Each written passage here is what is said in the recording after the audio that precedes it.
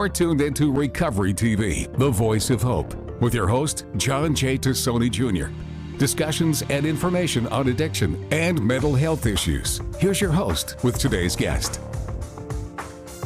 Welcome to another edition of Recovery TV, and I'm your host, John Tassoni.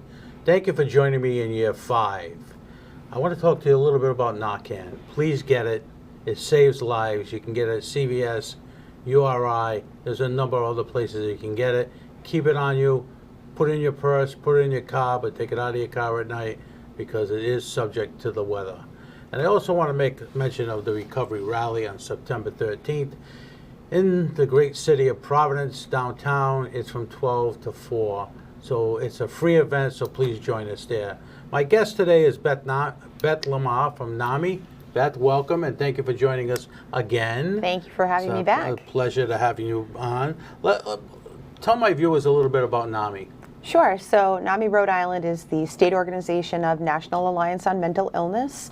Our programming and our mission all revolve around peer-based support and education for individuals who are living with mental health conditions and their loved ones, as well as public and community education and advocacy for system change. Mental illness, big problem throughout the United States, and especially here in Rhode Island. A lot of odd things are happening with people not being able to see psychiatrists because we don't have enough. Children not well to see psychiatrists because it takes too long. I'm hearing up to a year before a child can see a psychiatrist. Is that what you're finding out in your industry? We hear a lot anecdotally. I think it varies from community to community based on access and prevalence of providers. But across the board statewide, we're hearing there's a wait.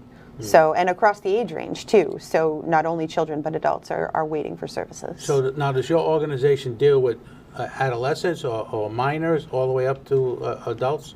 We support the families of minors, but we don't provide any direct service to youth other than our school-based presentations. So we go out and do community education in elementary, middle, high school, and college age groups.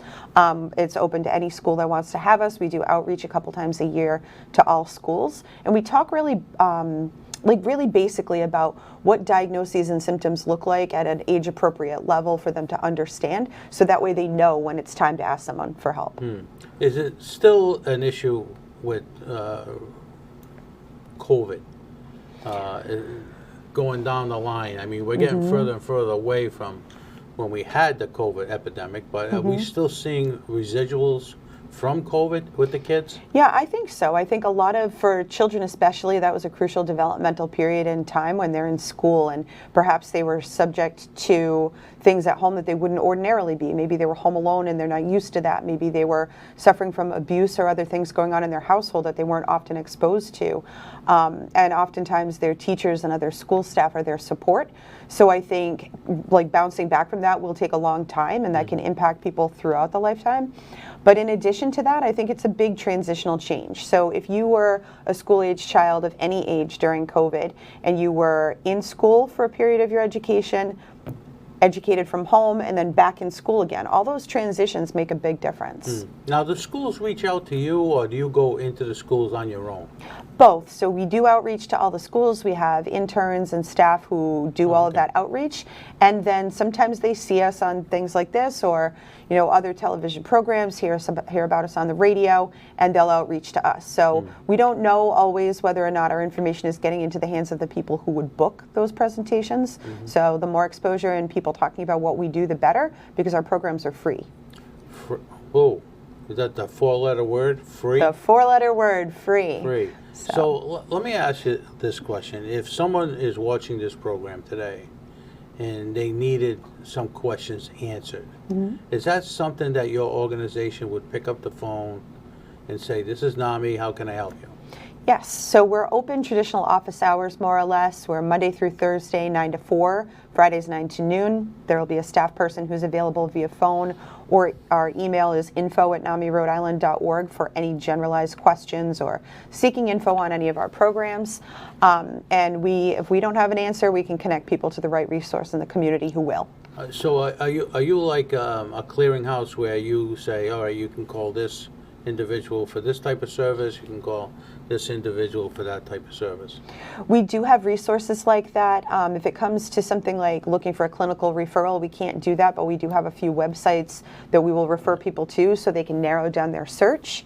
But insofar as community-based resources, absolutely, yes. So let's talk a little bit about your website. Sure. Since COVID, have you seen the traffic on your website increase? A little bit, marginal, very high?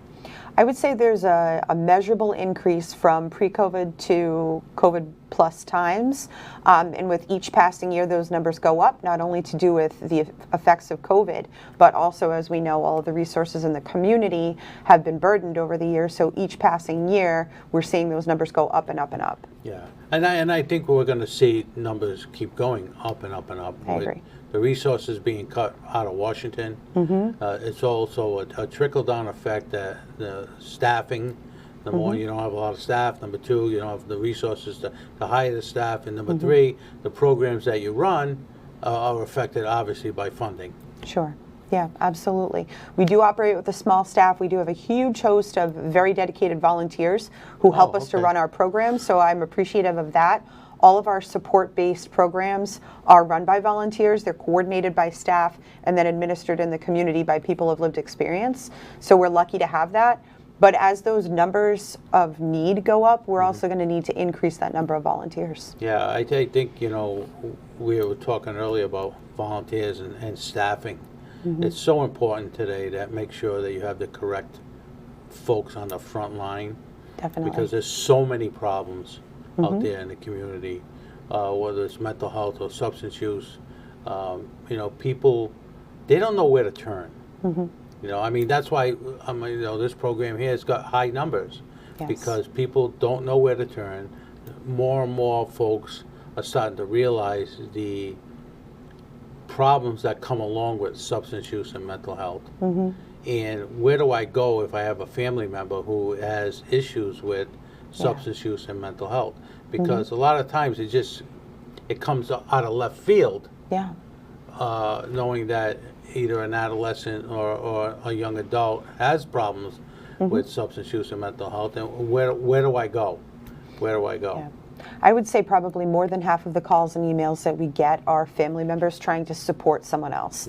So whether it be their young child, their adult child, their spouse, their sibling, if you don't know what the resources are, you don't realize that you're lacking that knowledge until you're in the thick of crisis. And so we get folks who reach out and say, all of a sudden, my loved one is experiencing A, B, and C. What can I do for them? How can I get them help? How can I get help? How can I learn to support them? How do I communicate with my loved one when they don't want to hear that they have a problem?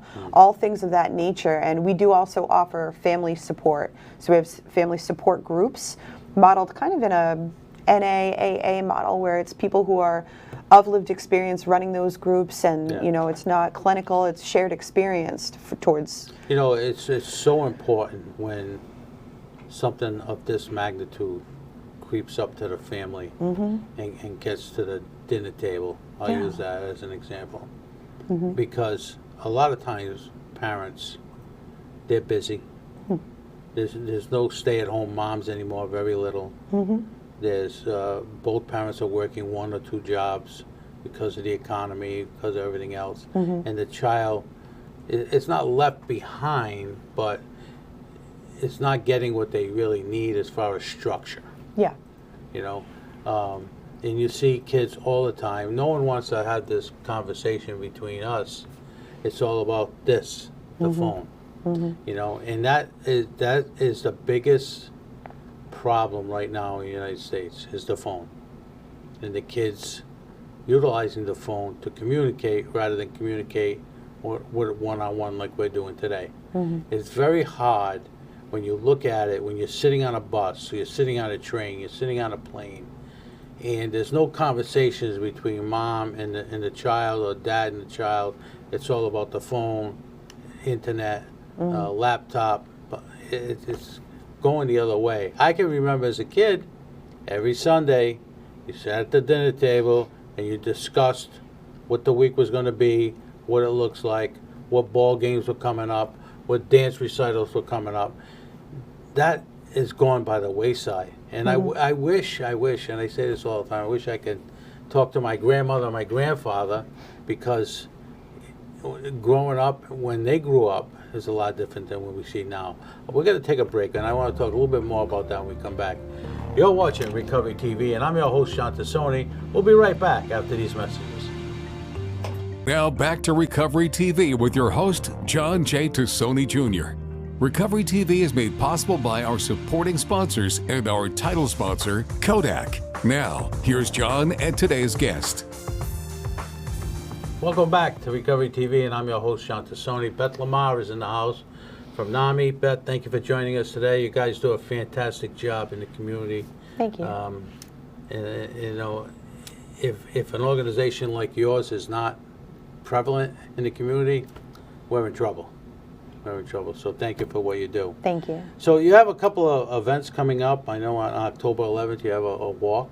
Yes, we have our annual NAMI Walks event. It is, as you said, on October 11th.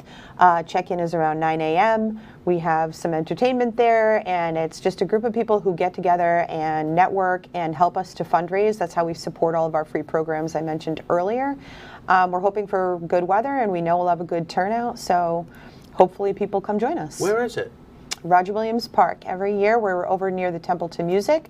There's some signage around the park to help people find us, and you'll be able to hear the music. So, you know, a lot of people are beginning, well, not a lot, but I mean, there's a few nonprofits that have been getting bad press for funding and stuff like that. What do you guys normally use your funding for?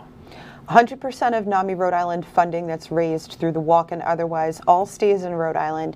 It goes to support the operation of our office, and the fundraising we do goes to offset the costs of all of our programs. So as I mentioned, we have support groups. We also offer 8-week-long educational programs. We do all of our school and community programs, workplace wellness, provider education, and 100% of the funds go to the operation of that. So tell me about your support groups. You know, there might be folks out there that hear that word support groups, but really don't know what it means. So all of our support groups, whether it be the Connection Support Group, which is for individuals who are living with mental health conditions, and Family Support Group alike, each meeting is run by a pair of individuals with lived experience who've been trained in our model. They allow everyone in the group to share, and basically the group uses what we call group wisdom or your own lived experience to help inform others who might be struggling and looking for resolution or resources or whatnot. The meeting time, depending upon how many people are present, is usually about an hour to an hour and a half long, and they are available both on Zoom and in person in the community. Okay. So how many in the support group meeting? I mean, is it capped off? There's no cap. We have yet to run into an incident where we need like additional facilitators or to break a group into more than one, just because of the number of the volume of groups that we have available. We haven't run into an attendance issue where we're oversaturated. Is it parents, grandparents? Who joins the support group? A family support group can be anyone. We don't define family, they do. So it could be that it's your next door neighbor or your roommate or your college best friend or your friend's child or whatever it is that your relation is to that person. If you are someone who knows someone who is struggling with their mental health and you're looking for resources to help support them and yourself as a caregiver, you are welcome. I thought you had indicated earlier it's free. Is that the case of support groups? Our support groups are free, our educational classes are free, and our school community presentations are free. Yeah. What about the issue? You know, I hear this number all the time. About 15,000 children right now are living with their grandparents. Are you seeing more and more grandparents coming in for support, how to handle these young adults, these adolescents?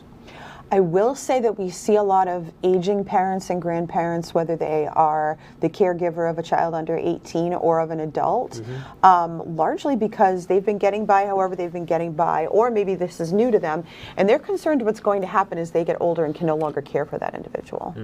You know, the number is staggering now. It's because of a couple of things. Obviously, one is incarceration, the other one is the overdose issue. Mental health issues. People can't, support their families.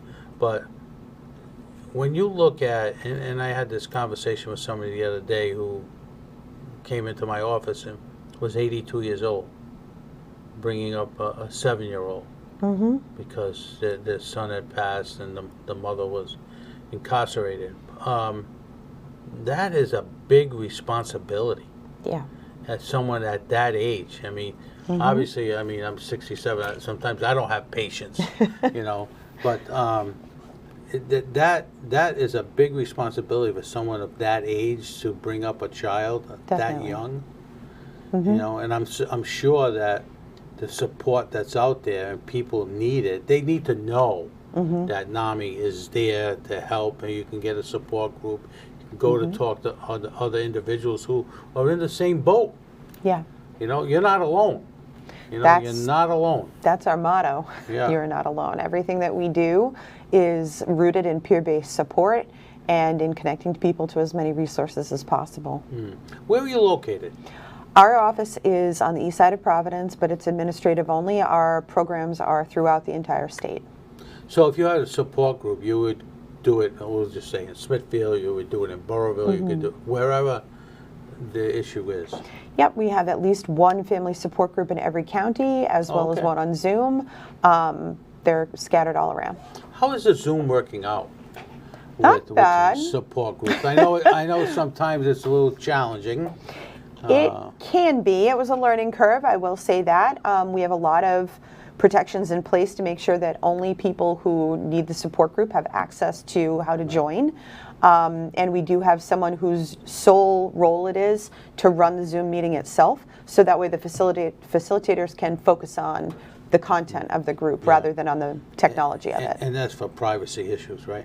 Among other things, yeah. So it's for privacy issues. It's also to be able to maintain, like, when you're in a Zoom meeting, you can't be talking over each other. It really messes with the audio, so Right. a lot of reasons. We're going to take another quick break, and then we'll be back talking a little bit more about NAMI and what you got in the future. You're watching Recovery TV, and I'm your host, John Tassoni. We'll be right back after these messages. Now back to Recovery TV with your host, John J. Tassoni Jr.